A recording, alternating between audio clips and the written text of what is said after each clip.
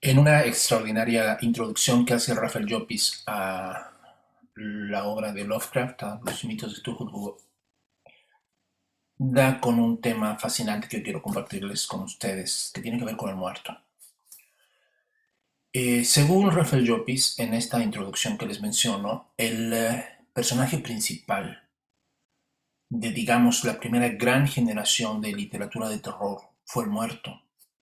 La fascinación por este ser enigmático, ¿no? Que regresa, que retorna, que se resiste a morir es fascinante, ¿no? Digamos, la literatura gótica, ¿no? Tenía en los cementerios y este tipo de lugares una especial ambientación, ¿no? Digamos, para exacerbar la imaginación y los temores de la gente. Podemos recordar, por ejemplo, el tema del vampiro en Polidori, ¿no? O muerto reconstruido de otros muertos, que es el Frankenstein. O la muerta que aún en ese estado de descomposición sigue fascinando y atrayendo a su amante, ¿no? Como en los cuentos de Edgar Allan Poe. O a ese muerto que se resiste a morir, que es el increíble personaje de Maturin en Melmoth, el errabundo. Todas estas novelas tienen en común eso que dice Rafael Llopis, ¿no? La fascinación por la atracción que supone, por el tabú que supone la proximidad del muerto, ¿no? En, los, en nuestro imaginario popular en México, ¿no? Constantemente se habla, ¿no? De que se te sube el muerto, ¿no? O que el muerto te va a jalar los pies, ¿no? O historias de muertos, ¿no? Es decir, el muerto sigue en alguna parte escondida dentro de nosotros, atrayendo y fascinándonos con su presencia, ¿no? Sin embargo, ciertamente el tema del muerto no solamente va a transitar de las leyendas, de los mitos, hacia la literatura, ¿no? Donde va a tener, digamos, una forma estética, una narrativa, donde se le va a crear un ambiente, una historia, ¿no? Efectos. Dice, ¿no? Que los primeros efectos especiales en la literatura vienen de la literatura gótica, ¿no? El, el, el, uh, el sonido de las cadenas, el rechinar de las puertas, los aullidos del lobo en el fondo, ¿no? Este sonido, estas ambientaciones tan increíbles que tenía la literatura y que obvio iban a pasar al cine, como todos sabemos, ¿no? Sin embargo, la fascinación por el muerto no iba a quedar allí. No, para mí no es casual que uno de, digamos, el gran impulsor de la necromancia en su forma moderna, Allan Kardec, ¿no?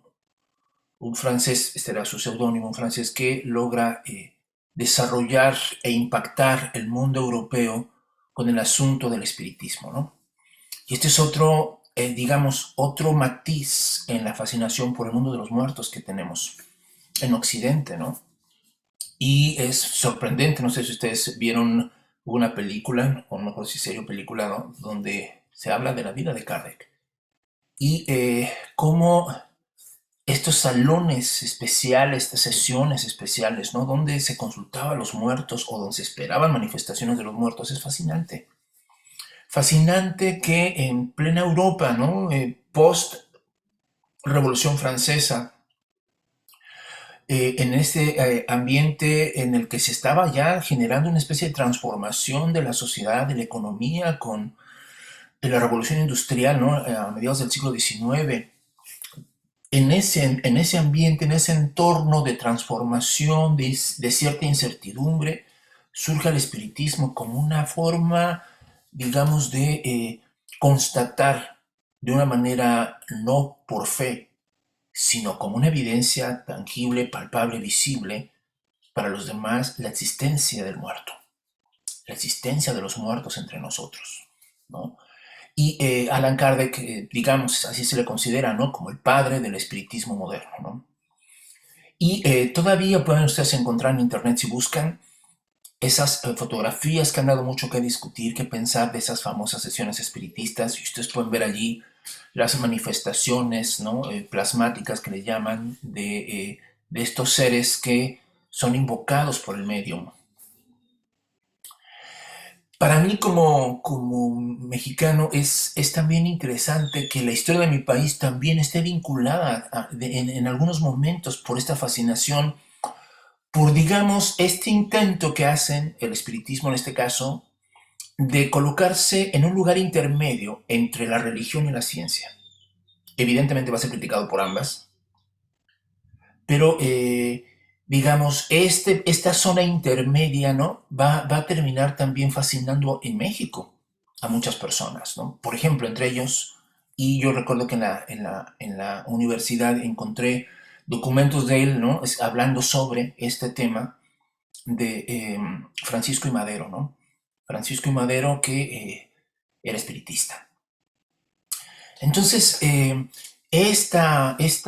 digamos, esta línea, esta fascinación por el muerto y lo que implica el saber, ¿no? Que él puede hacernos, dar a conocernos, ¿no? Sobre el más allá, digamos, una fascinación, un deseo de saber, eh, registrado en este tipo de narraciones y en este tipo de creencias. Hace algunos años tuve un amigo que, en la desesperación de encontrar un alivio para su mal, alguien le recomendó ir a una sesión como una especie de espiritismo, donde un medium, eh, digamos, se prestaba justamente para que una entidad o un espíritu pudiera sanar a través de él. Desesperado, este amigo me dice, oye, acompáñame. Yo no sé por qué me pidió que lo acompañara, igual y sabía que este tipo de temas me parecen interesantes y no tengo ningún prejuicio de antemano, ¿no? A escuchar o ver lo que tenga que ver o escuchar.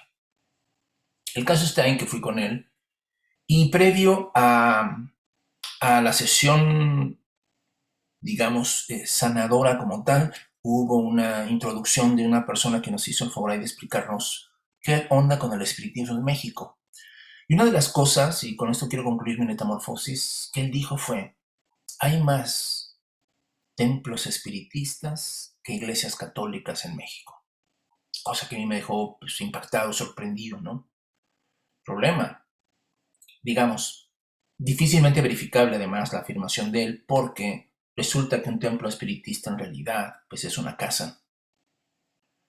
Y ciertamente cuando entramos a este lugar era una casa. Eh, yo no sé, mis estimados metamorfoseados, si al lado de tu casa tú no sepas, hay un templo espiritista. Tú no sabes si tus vecinos, ¿no? Utilizan su casa como un lugar de sesión para este tipo de actividades. Pero lo cierto está en que esta fascinación por el mundo de los muertos sigue surrepticiamente en el imaginario de muchas personas. Y me parece muy, muy interesante cómo, a pesar de que la misma literatura, a principios del siglo XX, la literatura de terror, a principios del siglo XX iba a sufrir una transformación donde el muerto iba a pasar a segundo término para enfrentarnos a otro tipo de terrores, a otro tipo de terror sobrenatural, ¿no? Muy interesante y que también está ligado a miedos muy, muy, muy gruesos. Tal vez en otra metamorfosis podamos hablar un poco sobre esa transformación que sufrió la literatura de terror y cómo eso desemboca en cosas como las que hemos visto en el cine y lo que hemos mencionado también sobre Lovecraft y el terror cósmico, ¿no? Como ven.